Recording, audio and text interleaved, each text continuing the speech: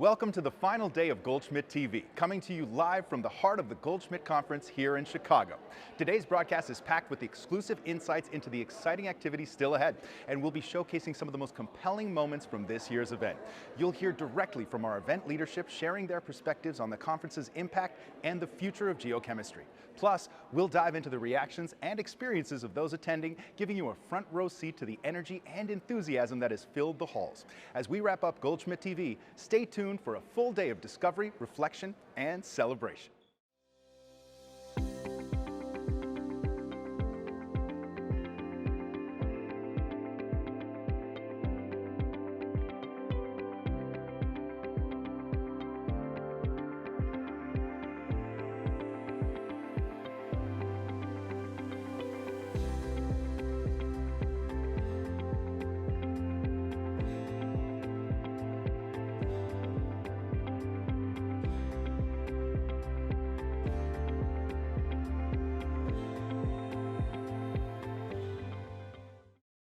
Hello everyone, and good day to you. We're here with Catherine Chauvel, our plenary speaker for the day here, also a member of the IPGP in Paris, a research director, and the current president of the EAG. Thank you so much for giving us your time today.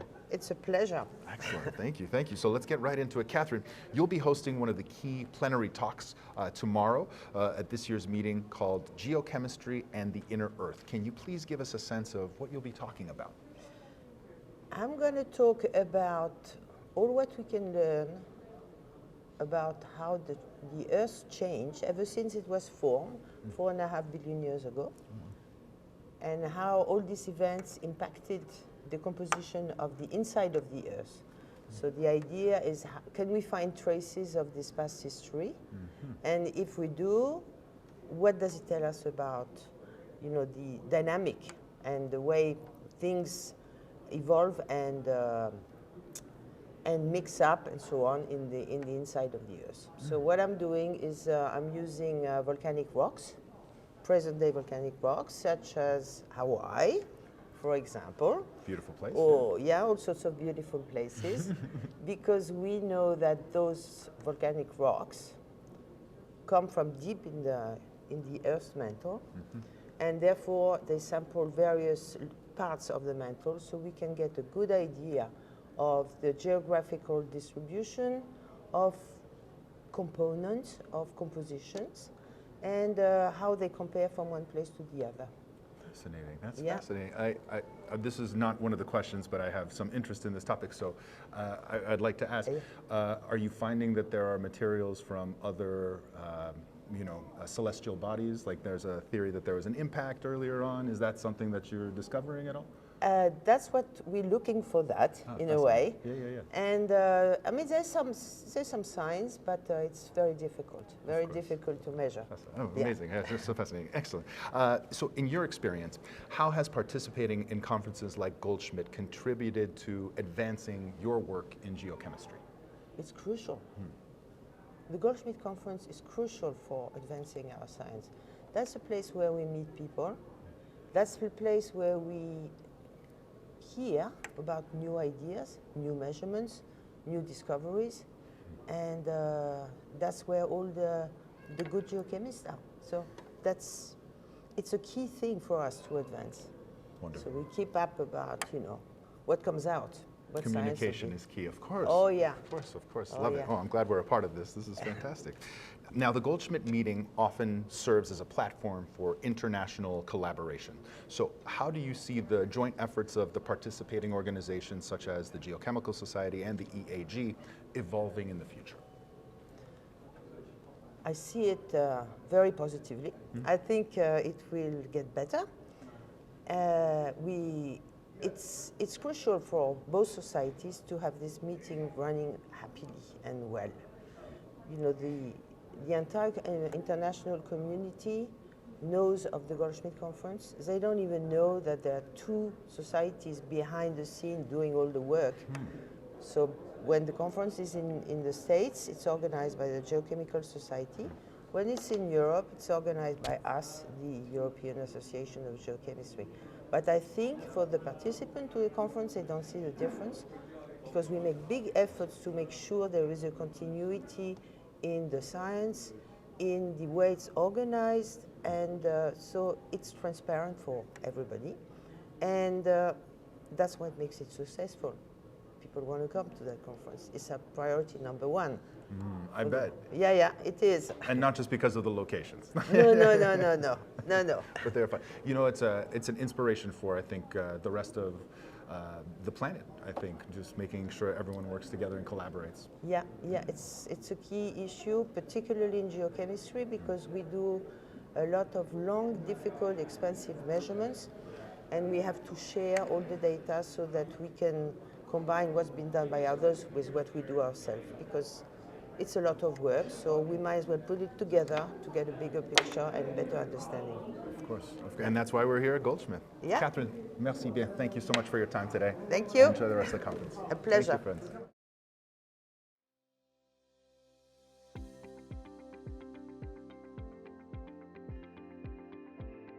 I think the key takeaway for me so far has been the opportunity to connect with a whole new range of researchers, both academic side and industrial side, and kind of government labs as well. I come from an engineering background, and so I spent my PhD studying environmental engineering and remediation of contaminants. And so coming into kind of the geochemistry world now for the last year and a half, it's been really nice to connect with people doing more of the fundamental research, more on the basic side of things, and also learning about new techniques that I can take to bring back and kind of think about different types of characterization processes or more fundamental mechanisms that can apply back to the engineering background that I'm familiar with. Well, I guess it's been really nice to be able to meet people, like specifically people that I've read in papers or who have like collaborated with some people that I know. So it's really great to talk to them face to face and get both feedback and encouragement on like a poster that I presented yesterday and the research that I've been doing for a couple years. It's really great to get to actually like talk to people who understand what I'm talking about. I love how many people are interested in putting new techniques to characterize their systems. I especially like all the isotope talks this year because I'm a big isotope nerd. So it's been fun to see it all and meet new people interested in the same type of research.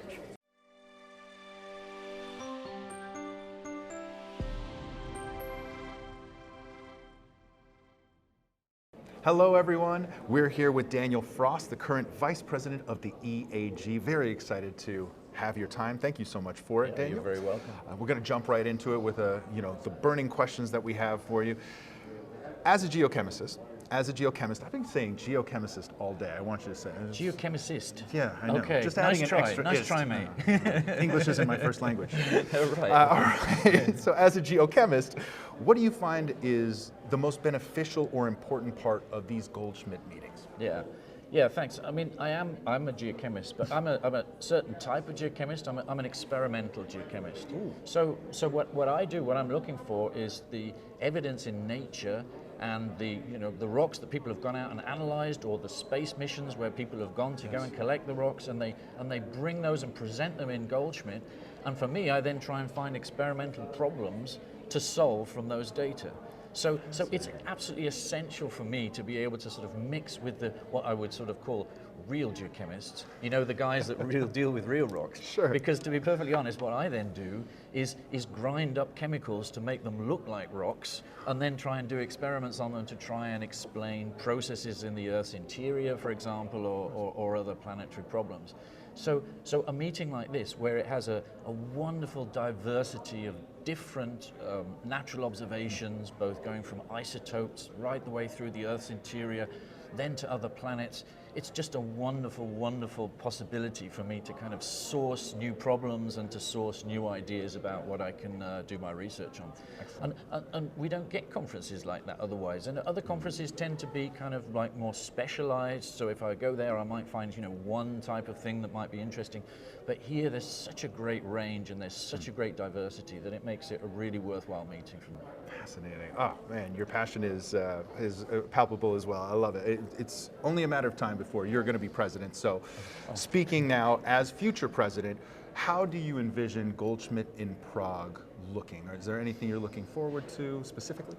What's very important to us when we are thinking about designing a meeting is to make it, as they try to refer to it, as bottom up. So it's very much the community comes along and proposes the sessions or even changes to themes, for example, that they want to hear. And that's the most important part. The alternative to that is top down, where somebody makes a decision and says, well, we're going to be listening to this, this, and this in Prague. Well, that's absolutely not how it works, you know. And the most essential part of it is that the people who have been in the sessions this year and have maybe looked around and sort of thought, well, it would be really nice if we had something on this because this is becoming really big, then it's really up to the community to try and propose those sessions. I mean, when we have our science committee, if we think that there are then holes in the meeting that maybe haven't been filled correctly, then of course we'd step in and propose sessions there. But one of the most interesting things is that sometimes, not necessarily at this meeting, but in other meetings, people have come up to me and they said, well, I was a bit disappointed because I didn't have any high pressure metamorphic petrology in this meeting. And you say, well, wait a minute, did you propose a session in that? You know, because this is how it kind of works, you know, that you know, if there's something that's missing and people don't find that, then, you know, it's really up to our sort of like that bottom-up model for them to propose it. And that's why the call for sessions is a really important moment in the Goldschmidt meeting. And that's what we of course try to encourage the community to think about what they might want to see in Prague and where their field maybe not being as represented as it could be, or where there's a direction that field is going into that they think will be very important by that time, particularly when it comes to sample return missions. That's a prime example, but normally in most meetings, just as in this meeting, the community has stepped up. And when you look at the variety of sessions that you have in the Goldschmidt this year, for example, it's just fantastic. It's really, and that's really down. Of course, conference organization is a tricky thing, and people put a lot of time and effort into it. But when we look ultimately at the wonderful range of sessions that they have, it's really down to the community really stepping up and filling the science with the things that they want to see, of course, and the things that we're all interested in. There you go. You have to participate. If you want to know about pyrrhic metamorphology, ask for it. Right. There you go. Exactly. Daniel Frost, Vice President of the EAG. Thank you so much for your time today. You're Daniel. very It's been an welcome. absolute You're very pleasure. welcome. Enjoy the rest of the conference. Okay.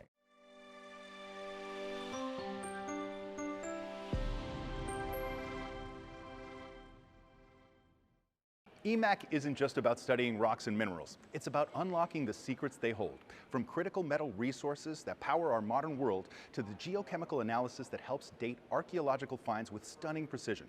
The work being done at EMAC is not only advancing our knowledge of the Earth's history, but also providing critical insights that have real-world applications in everything from resource management to heritage preservation. So, sit back and enjoy this deep dive into the remarkable world happening at EMAC, where the past, present, and future of geochemistry come together in powerful ways. The Earth Materials and Archaeometry Center's mission is to foster research focusing on societal needs. There are basically three key areas of research at the center. One's on critical metals research, one is on the rise and fall of civilizations, and the third is the impact of climate on ancient human populations and animals, including dinosaurs. Critical metals are important because we are transitioning from a fossil fuel-based energy society to a more green energy society. These critical metals are generally associated with some kind of technology industry or manufacturing industry. Our research at the center so far has concentrated on critical metals such as uranium, lithium, and rare earth elements, and beryllium. And we work with several industry partners to explore and develop techniques for the exploration of these critical metals. EMAC's interdisciplinary research transcends the boundaries of one specific discipline. We can rely on the expertise of our members, which have backgrounds in biology, chemistry, archaeology, geology, and material science. We are not bound to ask very specific questions. We can ask really broad scientific questions that transcend all of these different disciplines. My research program is focused on biomineralization, so the development, the evolution, and the ecology of hard tissues such as bones and teeth. In EMAC, we examine fossils at a microstructural, even a nanostructural level, and at a geochemical level in order to try to understand what the lives of these animals were like millions of years ago. So by understanding how animals lived in the past in a world that was very different from the world today, we can actually use that information to predict what might happen in the future. Once the planet is continuously changing, we can try to predict how humans and other animals will react to those environmental and climate changes.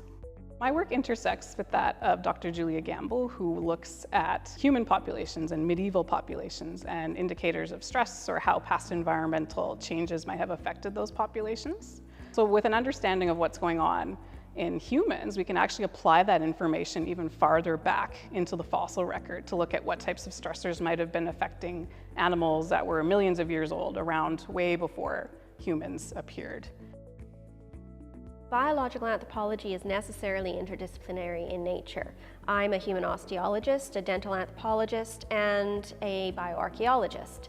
And this means I study the human skeleton with a focus on dental microscopy, looking at teeth under a microscope. And I study these from the archaeological context, so I integrate what the archaeology can tell us about the environment people were living in. So without an interdisciplinary approach, biological anthropology would be really limited in its scope. The facilities at EMAC provide both improved microscopic capacity and also the capacity for chemical analyses that allows me to better understand those structures. And so not only are the analytical capacities here, but the expertise, the collaborations are really fruitful in cross-pollinating ideas and knowledge and allowing us to look at these questions in entirely new ways. The objectives of EMAC in archaeology largely surround the physical and chemical traces of human behavior. That's effectively what we want to do. We want to take a look into the environment and objects that were created by people and extract as much information as possible. Ceramic technology is an interesting technology because it's been around for at least 30,000 years. But in the last 30 years, there's been a greater interest in trying to understand the technological style, or how things are made, the very specific ways things are made. And in order to do that, we actually need more than archaeology can tell. We need more than the object's appearance can tell us. We need to actually get into the object itself. Archaeology, I think, is an inherently interdisciplinary approach to the past. It has to be, because we have to understand, or attempt to understand, everything. And that's the real exciting part about this center, is that we finally have kind of a formal envelope to put all of us, rather than us wandering about in science trying to answer questions.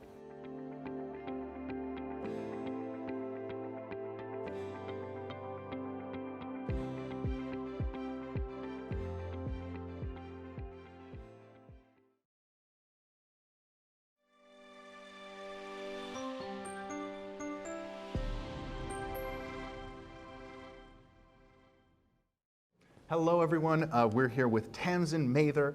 Thank you so much for your time today, Tamsin. Great to see you. Oh, great to see you too. Of course, you are the co-chair of the science committee here at Goldschmidt, as well as a professor of earth sciences at the University of Oxford. Man, we're happy to have you, and we're just going to get right into it. As co-chair of Goldschmidt's science committee, how does the committee work to ensure that Goldschmidt meetings remain at the forefront of innovation and research within the geochemistry community?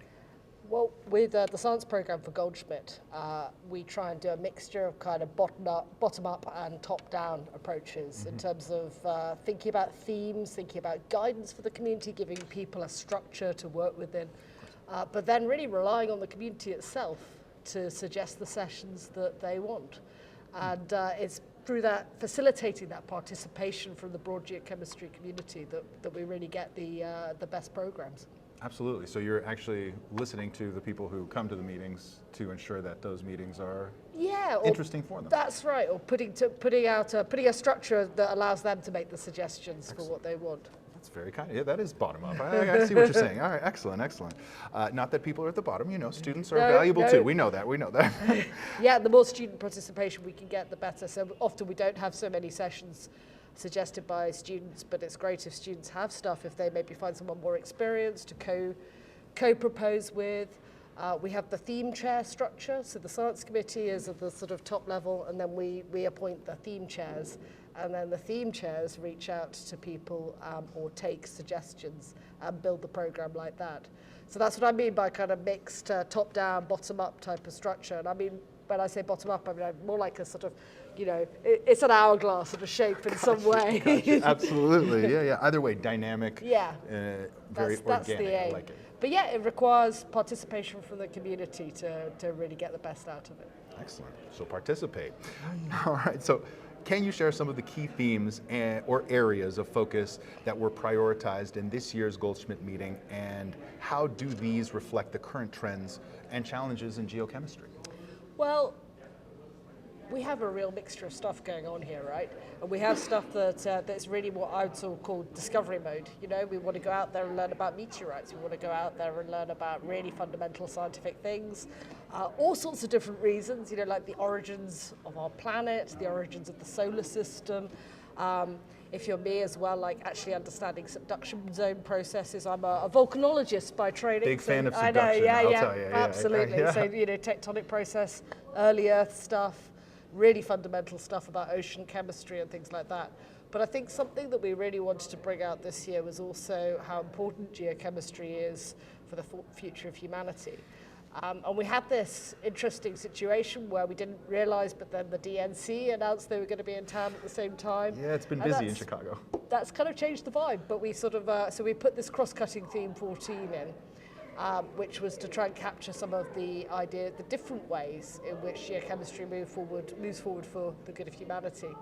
And societal problems. And that's not just about solving things like where do you put nuclear waste or climate change or any of the big things. It's also about thinking how we build an equal and diverse community of scientists to tackle those questions as well.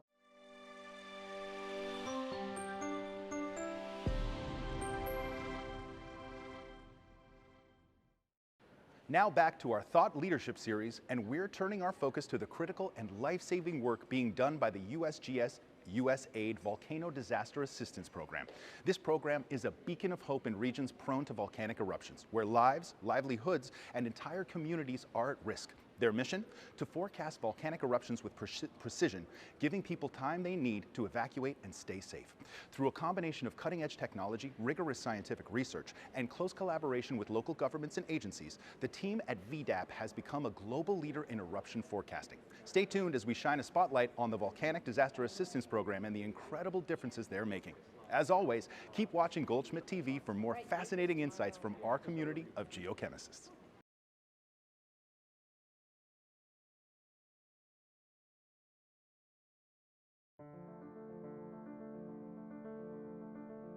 Volcanoes are complicated, and they're all behaving in slightly different ways. And so it's useful to be able to look at different aspects of what's going on and to be able to put the information together to come up with an understanding of what's happening. The purpose of VDAP is to make sure that volcanic eruptions don't become volcanic disasters. Our focus is to support volcano observatories through a combination of in-country or virtual support during volcanic eruptions or unrest, and long-term capacity building through donations and training. In eruption forecasting, we have a variety of different tools we can use to measure processes that we can't see, things that are happening beneath the surface. And the best forecasts bring all of those data together to try to create the best, most complete picture we can of what's happening beneath the surface. So a multidisciplinary forecast is a forecast that combines seismic information, geodetic information, gas emissions, infrasound, even visual observations, cracks that are opening at the surface, sounds that people are hearing, putting all that together to create a complete picture of what's happening. Monitoring volcanic gases is really challenging, and there's multiple reasons for that. The goal is to have something that's small, relatively inexpensive, that doesn't take a lot of power, that is going to give you data with high analytical quality, that's also going to survive in some of the harshest environments on Earth. So our volcanoes tend to be 10,000 feet tall, covered in snow and ice, and very inhospitable and difficult to get to. And so what we did is we built a lot of automation into our instruments. And so, for example, our instruments, we deploy them with full meteorological stations, so we understand the wind direction and how that might influence the gases that are being transported to the stations. We also deploy them with standard gases. And so rather than a technician having to go up and check that all the sensors are working, it does it automatically once a month. And so we leverage that technology in order to get data that is objectively of high quality, and it also reduces the manual workload on our small staff. I've been working in Indonesia for about a decade now, and I've helped our counterparts there implement volcanic gas monitoring at a number of very active volcanoes. At Sinabung, we found that gas emissions decreased in the days leading up to explosive events. We attributed that decrease to a sealing of the conduit, which led to pressurization and eventually explosion. And we were able to use that information, the decrease in gas emissions, to develop a probabilistic forecast for an explosion occurring on any given day. Since the geochemical monitoring techniques are relatively new, there's a lot of need for assistance with not only instrumentation, but also expertise on how to use the instruments and data interpretation. VDAP has generous support from USAID, which allows us to help our partners in implementing these types of monitoring techniques for geochemical processes. And so besides donating instruments to our partners, we also sponsor workshops and organize those where we bring together volcanic gas geochemists from all over the world to train on instrumentation and also talk about data interpretation and how to use these data in conceptual models and eruption forecasts. One of the ways that we assist the community is to try and develop good protocols for the entire volcano community in all countries. And we can bring them together and we can talk about what's the best way to report data, how do we communicate our findings with the public, what's the best protocols to have in the case of a crisis. We can work on alarming software. So all sorts of things that we can do as a community that benefits everybody.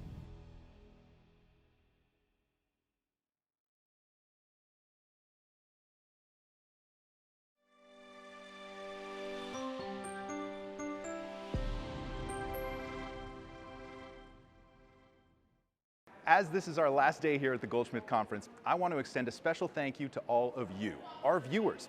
Whether you've been with us throughout the week or just tuned in today, your support and engagement have made this experience truly unforgettable. But don't worry, the conversation doesn't have to end here. You can catch up on all the highlights from this week on our social media channels, or if you're staying at the Hilton Hotel, simply tune in to the comfort of your hotel room TV later today. Once again, thank you for being a part of Goldschmidt TV. It's been an honor to bring you all the stories and discoveries shaping the future of geochemistry. Until next time, take care and keep exploring.